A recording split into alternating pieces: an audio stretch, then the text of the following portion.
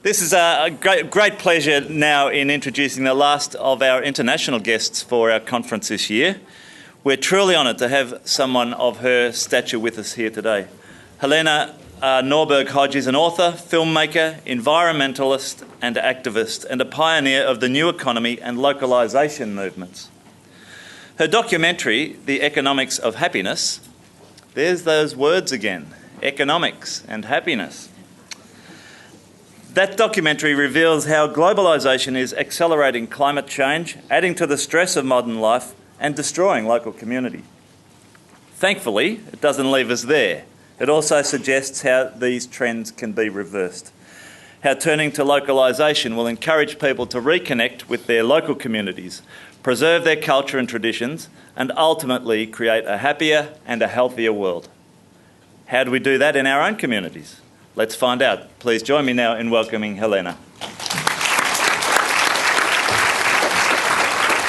Thank you very much.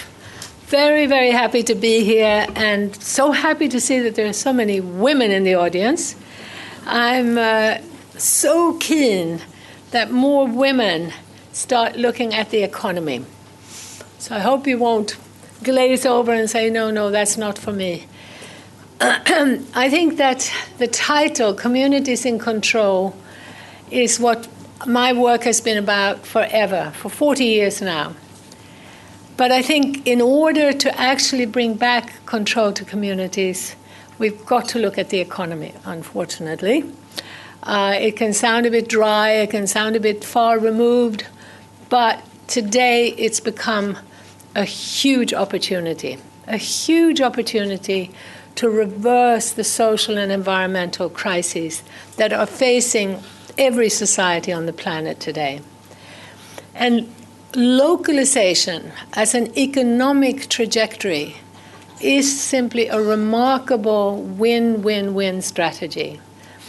Localization is not just going to reduce and in many cases solve our social and ecological problems.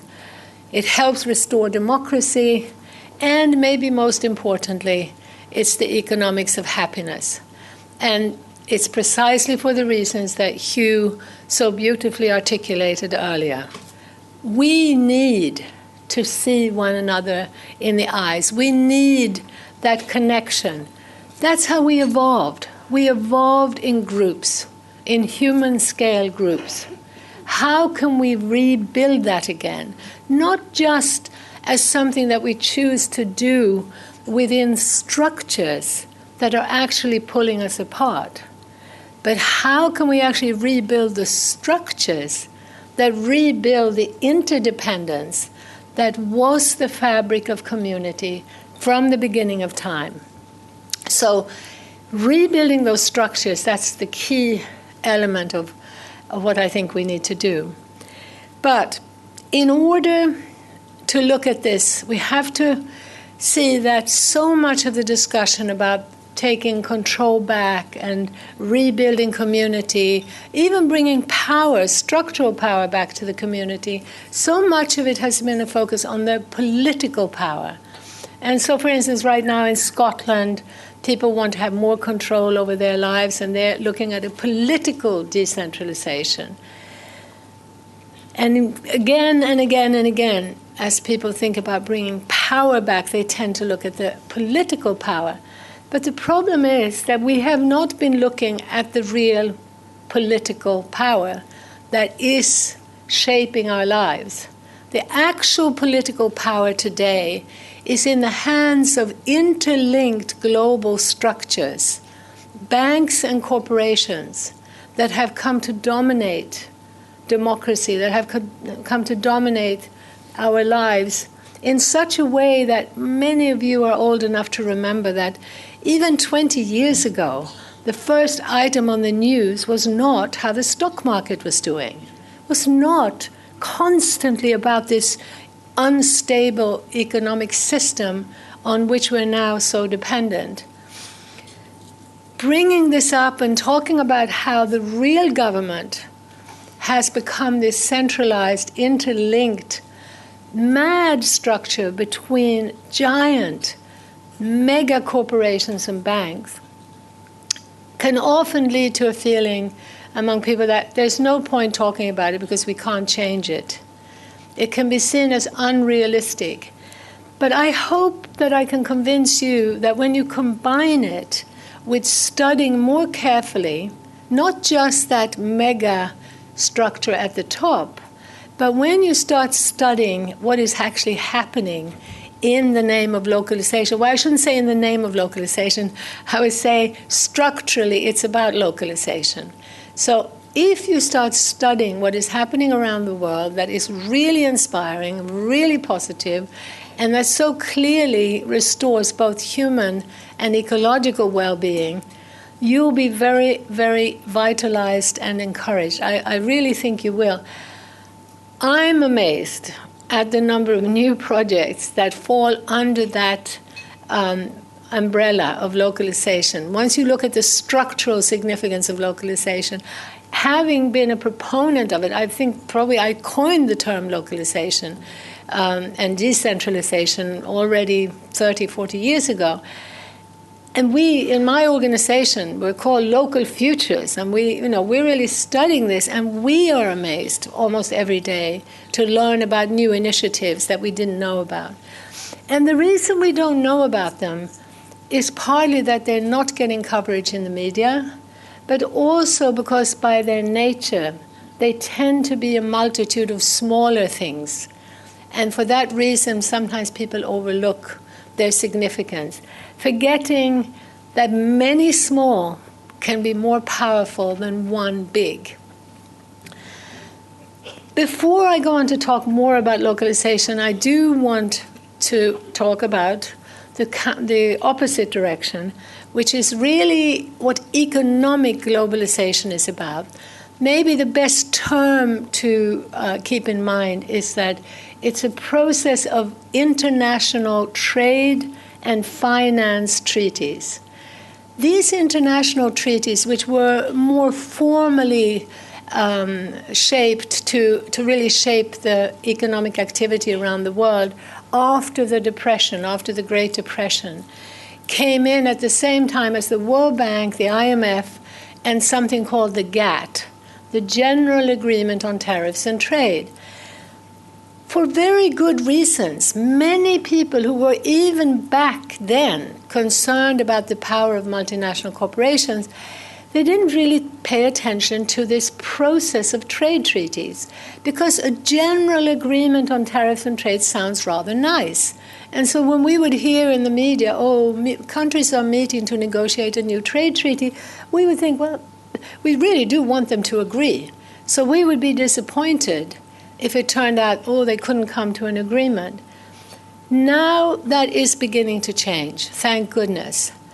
Right now we have an opportunity, we have an invitation as never before to systemically shed light on the central trajectory that has taken the world in the direction of mass consumerism, mass commercialization, massive increases in energy, plastics, toxins, and a massive threat to democracy. Just as importantly, it's been a massive threat to social and community cohesion and stability worldwide. This opportunity is to raise awareness about the TPP for Australia, but also the TTIP, which is the Transatlantic Trade and Investment Partnership between the US and Europe, because that treaty will also affect life here in Australia, but also because we are people who are viewing these things from an empathetic, holistic, and global concern. We are people who don't want to close down into some narrow localism without concern for other people. So it's very, very important that we try to understand this process from a more global perspective, that we see how it's affecting people in China, in the United States, as well as here in Australia. And when we see that more global picture, it becomes so clear that taking this next giant step towards these new treaties is pure madness. Can I ask how many of you are familiar with the negative side of the TPP, of the Trans-Pacific Partnership?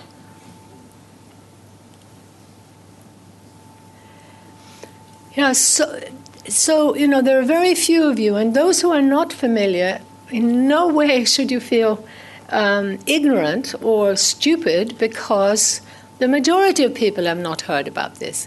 Why haven't they heard about it? I still find it sometimes hard to understand, but I think mainly we haven't heard about it because it's assumed that it's too dry, it's too complicated for ordinary citizens to pay attention or to be informed. Certainly this is what we've been told year after year by journalists who don't cover these issues when we raise them. I was asked to do an interview for a very big paper in Italy about half a year ago, and it was in Florence, and they wanted me to talk about the fate of Florence and all the tourists pouring in, the pressure of immigration, and generally how I felt about what was happening in Florence. And when I talked about how people felt, that their whole society was disintegrating, how you walk down the streets of Florence and you barely see an Italian among those. You'll find people from virtually everywhere else in the world, but not Italy. And in most of the shops and the restaurants and the businesses, you have Eastern Europeans who are able to work for a lower salary. And anyway, when I talked about all of that, they were perfectly happy to print that, but not when I mentioned that we should all take this incredible opportunity and say a no to these latest trade treaties. Then suddenly, they left that out. And when I asked the journalist, why did you leave that out about the TTIP? He said, well, I didn't want to get too technical. So this is what I think, I really don't think that this is a dark conspiracy with a few Rockefellers and Rothschilds sitting in the dark room, smoking their cigars, and trying to destroy the world in order to make billions of dollars. What I think we're up against is this blindness of very specialized thinking, whether you're a social worker or an activist, whether you're an economist, whether you're an environmentalist, we've been encouraged to specialize, and we haven't been paying attention to this bigger picture whereby the economy as a system has subsidized and aided and abetted those industries that use the most fossil fuels, those industries that are forced to chase across the world and look for the cheapest labor. They have to, by their very nature, to be competitive in the global economy. They've got to go searching the cheapest labor. And of course, what's happening is you end up with a sort of rape and run economy where big industry comes in, big sweat factories, and then out again to go to another place where labor is cheaper. It is not benefiting the majority of people. The pressures of that global economy on the so-called third world is also the main reason why within the industrialized countries there is such a flood of pressure of immigration as their livelihoods and their cultures and societies are being destroyed. So this is an incredible opportunity because in these latest treaties, they are spelling out, and it's public knowledge. This is not happening in a dark room with a few men. It's a systemic escalation, and not enough people are paying attention. But if you can read about it, which I hope you will, in these treaties they have clauses called ISDS, which stands for Investor-State Dispute Settlements. Investor-State Dispute Settlements. What they mean is that countries are signing on, saying, yes, we will let foreign corporations and banks sue us if we do anything to impede their profit-making potential. So already now, a Swedish corporation, I'm originally from Sweden, and I can tell you, actually, the majority of Swedes were against nuclear power, but in this way in which global corporations have so much influence, the government has gone in that direction. So we do have it, and it's a Swedish nuclear power company called Waterfall is now suing Germany for 3.7 billion euros. Why? Because they decided to phase out nuclear power after Fukushima. So, as you probably know, Australia is being sued by Philip Morris for the cigarette packaging.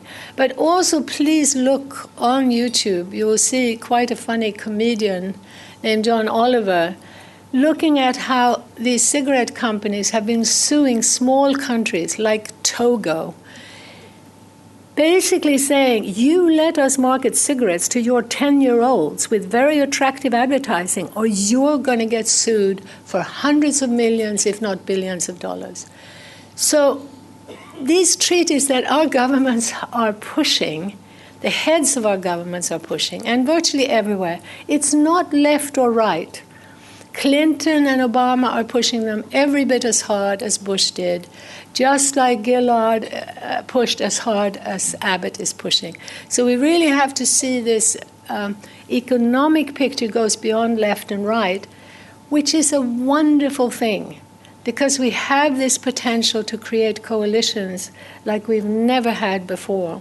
And on the one side of those coalitions is a resistance to further trade treaties, this open door inviting us to say, no, that's just going too far. And once we are able to halt this acceleration, the whole world will be able to breathe a sigh of relief, because the pressures of more debt, more growth, and we can't afford to look after people, but we've got to service this economy. We've got to have more debt. You've got to have more debt. Joe Hockey on Q&A yesterday, encouraging us all to go into more debt. This is how it works. We've got to do this. And we are not looking at why. We're not looking at where that pressure comes from, and we're not looking at the real government. So I just want to say also with that so many people have lost faith in doing anything in terms of changing policy, in terms of changing government. Because around the world, even in our tiny country of Sweden, where we used to feel that we had some kind of voice as voters and we had a bit of a dialogue with government, people are giving up and feeling, when they're trying to get elected, they talk to us about jobs, about the environment, about issues we care about, and then suddenly when they're in power, they're singing to a different choir. And it's a sort of karaoke from global capital is what it is. And what we have to keep in mind now is, well, maybe the problem with politics and the reason we didn't have so much of an impact was that we weren't looking at the real government. We weren't actually looking at what was governing us, because it was in this global arena, very mobile and very hard to see, especially because the media didn't cover it. Academia hasn't really covered it either. It's almost as though in postmodern academia, I often say, what gets deconstructed is everything under the sun, but not the global economy. And that's what we now need to deconstruct, both intellectually and in terms of resistance. On the other side, we have just as big an opportunity, and that is to strengthen the opposite, which is communities, really strengthen the community fabric by supporting the local economy movement. The local economy movement is what's beginning to rebuild the interdependence between people. That means that having that human connection and looking each other in the eye, feeling really a sense of belonging, becomes part of a structural way. That means it's part of our daily lives. It's not then, sitting on a computer and being an appendage to a business that's working all over the world, where I argue that our arms have grown so long we can't see what our hands are doing. Within those long-distance relationships that are also very, very mobile, it's almost impossible to act ethically. As a consumer, as a corporate CEO, I had the opportunity once, as a member of this forum on globalization, I helped to start an international forum studying the impact of trade treaties around the world. And we had some very big players. Actually, at that time, one of the richest men in the world, who was a right-wing tycoon, Sir James Goldsmith, and on the left, someone named Doug Tompkins, who started the Esprit company. And they became convinced that these trade treaties really were serious and put funding into trying to raise awareness. We also tried to reach other multimillionaires. So we had a meeting where Richard Branson came and the head of the Gap Corporation. We weren't able to convince them, by the way. But the head of the Gap, he was basically a good man. And he was so angry at these activists who were going out to Vietnam, and I think it was mainly Vietnam at that time, and claiming that Gap was using sweat labor and abusing their labor. What we found out over the years is that actually when they sent out, because he was saying we're sending out people regularly, we are not abusing labor. And of course what we found out over the years was, as probably you know too, even here within Australia, the central government is often not really in touch with what's happening on the ground. Well, when you're a Gap CEO sitting in San Francisco and you send someone over to Vietnam once a month or something, what happens is the laborers are told, you be quiet or you are out, or sometimes even you are dead if you open your mouth. So we're dealing with a system where the long distances make it almost impossible to be ethical. We're dealing with a system where the market is so rigged in the favor of the big and global, and it's rigged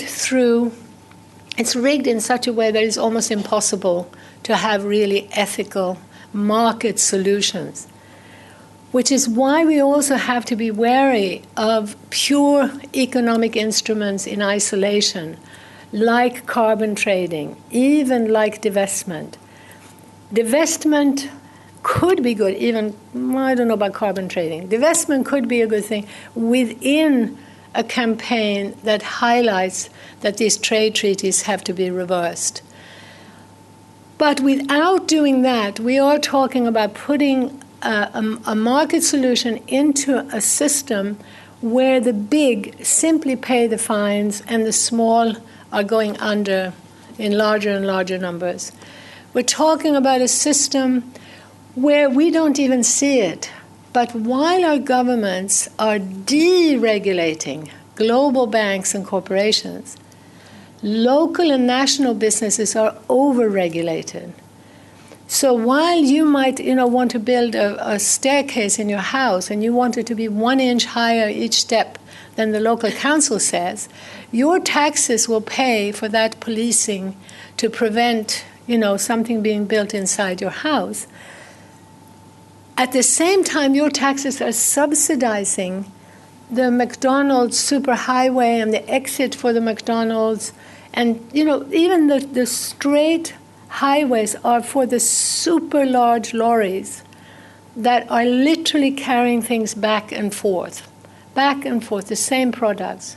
We are signing on to trade treaties which encourage us to grow our economy through more trade, but actually the trade is a swapping, in many cases, of identical products. And I'm talking about, the U.S. exporting 900,000 tons of beef while turning around and importing about 900,000 tons of beef. The U.K. exporting as much milk and butter as it imports. Australia exporting wheat to Europe, importing wheat from Europe. Australia importing oranges from California, and they'll sell in the supermarket for half the price of Australian oranges, even as the Australian ones are available.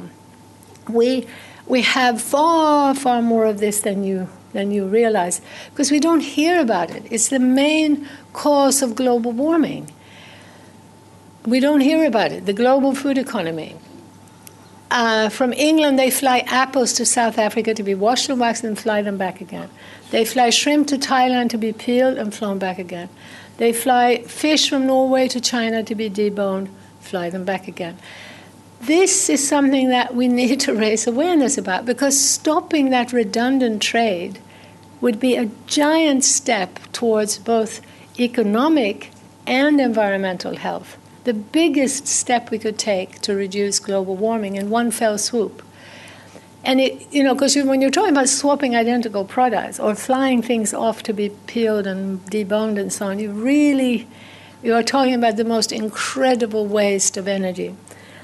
I must get on now to tell you more about localization and why the antidote to all of this is to strengthen local economies. But I just do want to stress that combining that building of local economies with an awareness-raising component of the need to resist the TPP, please just send out emails. When people ask what you can do, awareness-raising is one of the most important activisms in a climate where the media is simply not doing its job. And it's partly because the media is one of those giant corporations, as we know. It's linked into those conglomerates. Now, to come back to localization, the central area to focus on to really see clearly why it is such a win-win strategy is food. And I want to make a plea for all of us, keeping in mind, and I'm so glad so many of you are women, that there is nothing else in the world that human beings produce that every single human being needs every day of their life. Nothing else. There's nothing else that compares in importance. And one way also to think about it is if we do have upheavals in climate, or possibly political upheavals or energy crises, most supermarket shelves will be empty in 3 days. Now, also keep in mind that if that happens to your community, that the supermarket shelves are empty in 3 days, you could manage with the clothes you have. You could manage with the buildings you have, even if you all had to move into a schoolhouse or something. But food would become the issue in a very, very short time. So let's not allow our politicians, who are meant to be our representatives, to treat agriculture as just another industry. Now, first of all, it should not be treated as an industry, because it turns out that the truth is that the industrial production of food, which we have been led to believe, actually increased productivity, doesn't increase productivity. The reason why we believed that was because back when industrial agriculture and the Green Revolution was being pushed, we all went along with the idea that if food production without people, with fewer jobs, produces food, well, then that's efficient. So we were sold on the idea of industrial large-scale monocultures and machines being efficient, and that this was efficiencies of scale. Long, long time ago, we should have re-examined what's efficient.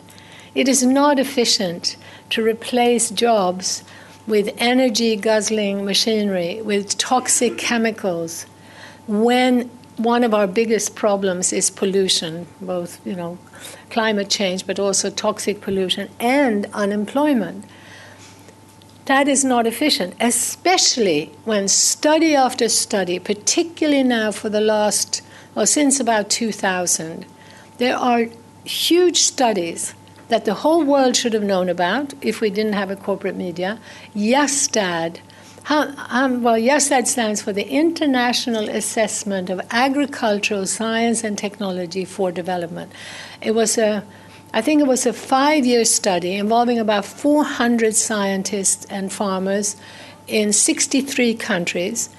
It was actually commissioned by the World Bank and the UN, but when the results came out, it was buried, because the results said industrial green revolution agriculture is a disaster. The head of the study said, if we continue in this direction, we'll be living on a planet no one wants to inhabit. And they pointed very clearly towards more diversified, smaller scale agriculture. A more recent study from UNCTAD, the United Nations Commission on Trade and Development, said the same thing, but even more strongly. And that study actually warned against the trade treaties and recommended more localized food production for local needs. One of the biggest social movements in the world, you won't have heard of, partly for the same reasons, that those who critique the trade treaties just don't get into the media. So the biggest social movement in the world is Via Campesina, which means in Spanish, the way of the farmer. So it started originally in South America, but it has in its members over 200 million members, including small farmers associations from Norway and Japan, from all over the world, also from Australia, there are members. And Via Campesina has been for now more than, it's probably about 25, maybe 30 years, lobbying for what they call food sovereignty, that farmers should be allowed to prioritize feeding their own regions and their own countries first. So it's a very big discussion, and I know for Australia it can sound unrealistic to think that with such big farms and they're so far removed from the city, how are we going to localize? We can't do it. But keep in mind that localizing is simply a process, as we're defining it, a process of shortening distances. So it would be better to be looking at how can the farms of Australia, first of all, feed Australia, and really crucial is we need policies that help farmers diversify. Even if it's just shifting to some trees as well as grain, some vegetables as well as animals. What you do immediately when you help to diversify is to create conditions that are inherently more ecological, but also more productive. You can get much more out of any given plot of land, whether it's 1 acre or 1,000 acres or 10,000 acres. If you have diversified production, you'll be able to get more out of a given piece of land. Highly diversified small family farms in the so-called third world sometimes produce 10 times as much food per unit of land as large monocultures. And we really need to support, getting this message out and support that food production in the so-called third world. Really high priority. And it means reversing some of these ideas about efficiency, productivity, and scale. Very, very exciting is that when people start seeing this bigger picture of the big economy being a problem for jobs, for financial security, 2008, we're now hearing there's another 2008 coming this way. Many, many economists are aware of it. That instability, that fear is being accelerated and structurally encouraged through these trade treaties. So please raise awareness about that. In the meanwhile, from the bottom up, not only do we have numerous projects where local food is the centerpiece, it's just unbelievable. I mean, the curve of growth in these local food initiatives is like this. There's still not enough to turn everything around. But in America, they are growing so rapidly, and what's happening is that as consumers and farmers reconnect, very often it starts from big cities where consumers realize that the global food economy is a threat both to the environment, all those reasons I told you, to the welfare of the people who are exporting, who are not getting to eat their own food, etc., etc. So it's very often urban consumers that take the initiative and link up with farmers, start farmers markets, start food co-ops, producer-consumer co-ops. One of the biggest is in Japan, and we have to be a bit careful that it doesn't get too big, because then it often can't help and support a multitude of small farms. So it's better to have several initiatives rather than one giant structure. But they are popping up everywhere. I had the pleasure of meeting, one of the first initiators in Beijing, who started a community-supported agriculture scheme. And what is so wonderful is that there are a lot of young people who, as part of this smaller scale, human scale, more direct relationships with their consumers, love farming. This is not about standing in some giant field like a machine, like migrant labor. This is actually about being far more in control of your life. The work every day is different, and there's a real wave. It's a small one. It's not in the media, but there is a real wave of a new farmers' movement. And it's particularly in the industrialized countries, but not only. In India, we're connected with many of these groups, and it's a real pattern often of young people who feel, well, partly they find, as Hugh was saying, the work in front of the computer very energy draining. And when they go out and work on a farm, they find it energy enhancing. It's good for their health, it's good for their bodies, they're moving, they're working with people, they're working with plants and animals. So edible schoolyards is another element of all of this. Alice Waters, have you heard of Alice Waters? She's a friend of mine who has been promoting edible schoolyards in the US now, really starting 40 years ago. She's the one who got Michelle Obama to plant a garden at the White House. And it's something that is, it's so affirming, it is so strengthening, and it builds not just community between people, but between people and nature. What we have found by looking at the world through these lenses is that almost every therapy that deals with some of the most frightening and difficult addictions that are particularly prevalent in the modern world, whether it's drugs, alcohol, sex, eating disorders, the most successful therapies involve community. And the ones that are even more successful combine it with reconnecting to the non-human world, to animals, to plants. So it's a communion with life, with the realities of life. And it really is rebuilding a pattern and a way of being, an interdependence, which is how we evolved for millennia. This blip of being in the high-rise building, far removed from nature and from our neighbors, is very unnatural. And statistics again and again show how that high-rise isolation is bad for us, for our health, for our spirits, for our well-being. In Sweden, I came back to Sweden having lived for long periods in a place called Ladakh, which is West Tibet, and also in Bhutan, which many of you will have heard of. And I spoke the language fluently there, just as that area was opened up to the modern economy. So I witnessed these changes. What happened when people were crowded together suddenly, and no social fabric, no interdependence. So they were suddenly on top of each other, but not knowing each other, and no structural interdependence.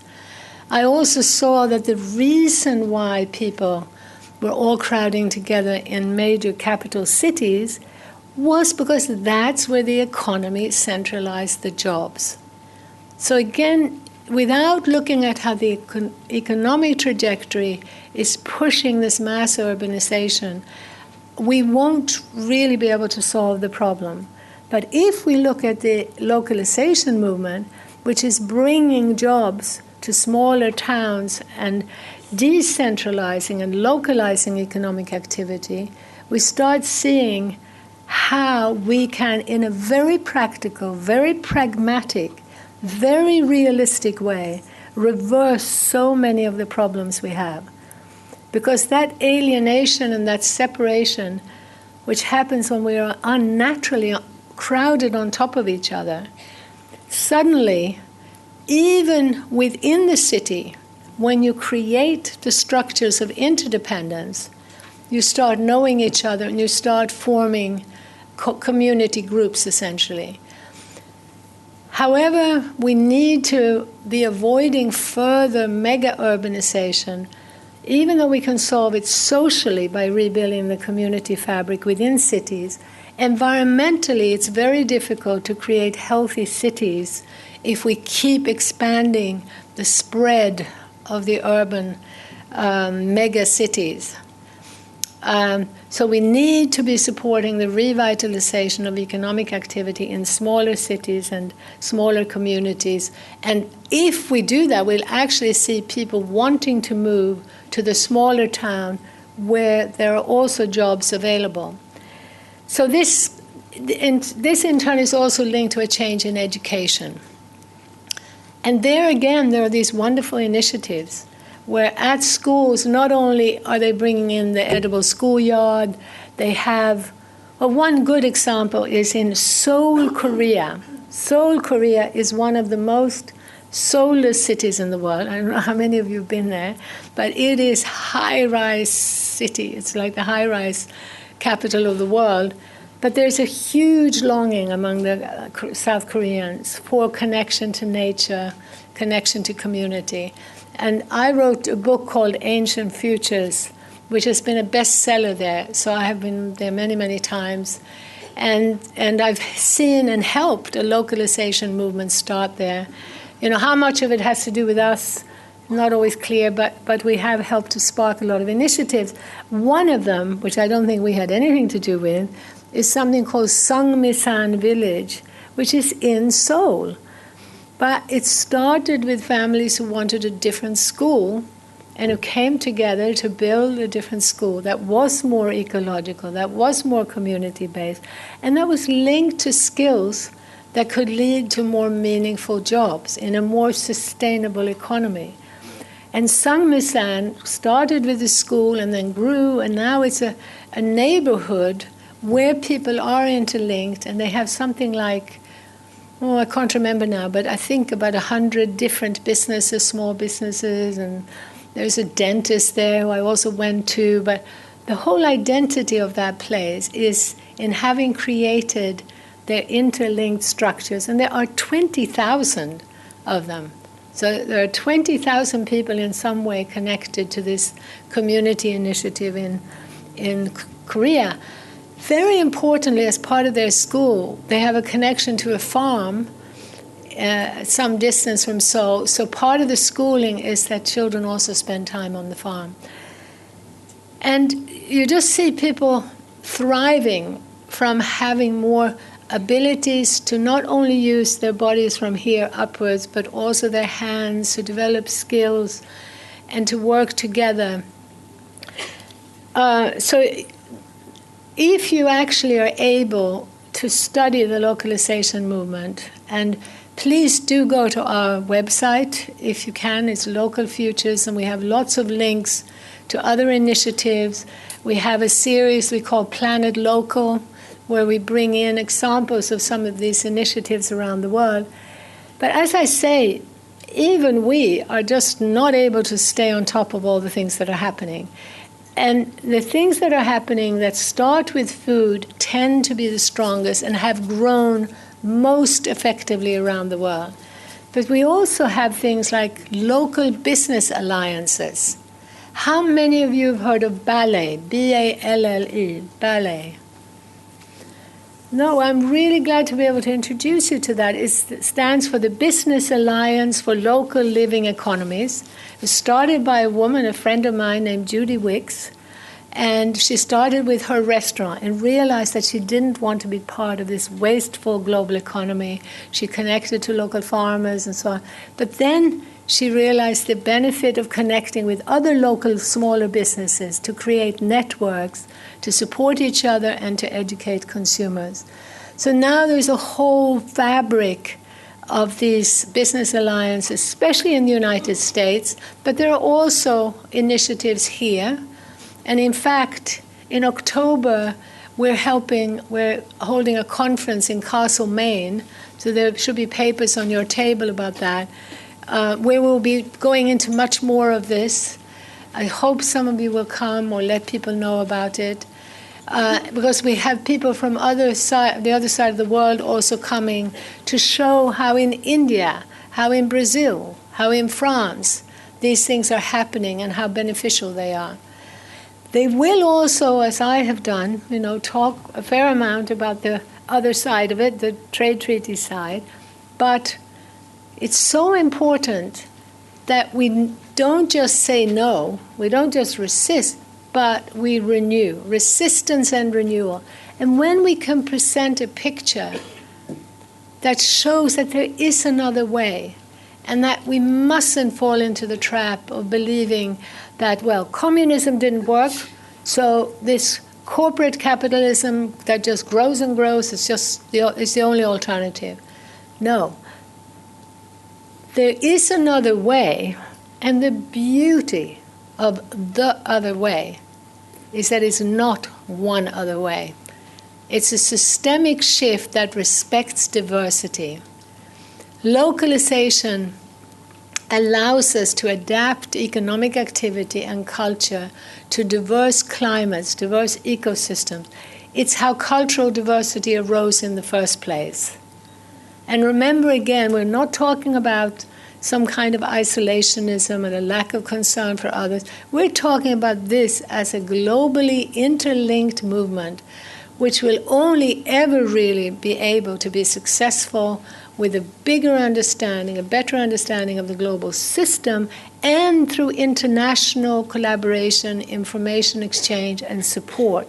So we need that at the community level, and we need to insist that that's what happens at the national level. Because, of course, for our global problems, like global warming, we need global collaboration, but that's actually the antithesis of treaties where now governments are collaborating with corporations to say that profit is the most important thing. Profit über alles, and it's profit for a few at the expense of the 99%. The new collaboration says, we know that the real economy is the soil and the water and the people. That's the real economy. We want global collaboration to protect the environment and human rights. And then under an umbrella of protection, we want to allow for a range of diverse applications. We want to see different languages and different cultures flourish. We want to see a respect for diversity in its fullest form. The amazing thing is, if you really study this from the bottom up, is that it is only through diversified production and not only maintaining but renewing the diversity of biology, biological diversity, that we're going to be able to survive. This other path is taking us towards an extinction of species. As we speak right now, we're extinguishing species and we're extinguishing languages, and they go with that diversity of plants. There is a model forward where we could be vitally and healthily diverse and not just accepting difference, but nourishing and nurturing difference. When people are secure, that's when they are strong enough to welcome diversity. I've seen this, the opposite, the very graphic example. In Ladakh and Bhutan, I saw people who had lived side by side for generations. In Ladakh, it was Buddhists and Muslims for 500 years, side by side. There had never been group conflict between those local communities. They were interdependent. And yet they were different. It was one of the most beautiful things I had ever seen, and I write about it in my book. And then over a decade, I saw what happened when the global economy came in with subsidized food on subsidized roads, bringing in butter from the other side of the Himalayas, selling for half the price of local butter, just one of the many things that's sold for less than the local, and destroy the local economy, local jobs. Within a decade, people are suddenly fighting each other over the scarcity of jobs in the city. For 500 years, there had never been a scarcity of jobs. There had never been unemployment. So the structural benefits of building economies that nourish diversity, both cultural and biological, offers such potential that we have not even begun to comprehend it. The grassroots movement from Australia that is one of the leaders in this is permaculture. Now, Is there anyone who hasn't heard of permaculture? Nobody. Well, you haven't heard of permaculture? No, but you're not from Australia. Where are you? The permaculture is a design system that was started by two Australians, Bill Mollison and David Holmgren. And in fact, David Holmgren will be speaking at our conference in Castlemaine, which is near where he lives. And their whole principle is designing diversified food systems, but also buildings that are adapted to local climates using local materials. They are among the leaders in the world at the grassroots. But their work has happened without any help, really, from the media, from academia, or from government. Very little funding, which is true generally of the local food movement. Almost all these initiatives have happened without help from above, which for me is why it is such an exciting movement. Because for me, what it spells out is that this is answering deep human needs for connection, an innate longing for that reconnection, and in developing and enhancing diversity, biological diversity. We're talking about supporting life. We're talking about an absolutely fundamental principle of life. So please don't let anyone tell you this is not realistic. That's to say life is not realistic. If we say that the human longing for connection and community cannot be met, it's not realistic, we can't have diversified production, we're basically saying we can't really let life into our lives. So please do think about these issues. And I know that I've said a lot of things that you already know, but in putting together the bigger picture the way we do, we believe that we're helping to form a frame, a big picture frame that can allow for this incredible coming together of social and environmental movements. And in fact, this is already beginning to happen. In America, there's a new economy movement. There are some very wonderful economists taking the lead. But the most wonderful thing about it is that it's bringing together social activists and environmentalists into coalitions for what some are calling the next system or the new economy. So the new economy is localization, which is the economics of happiness. Thank you.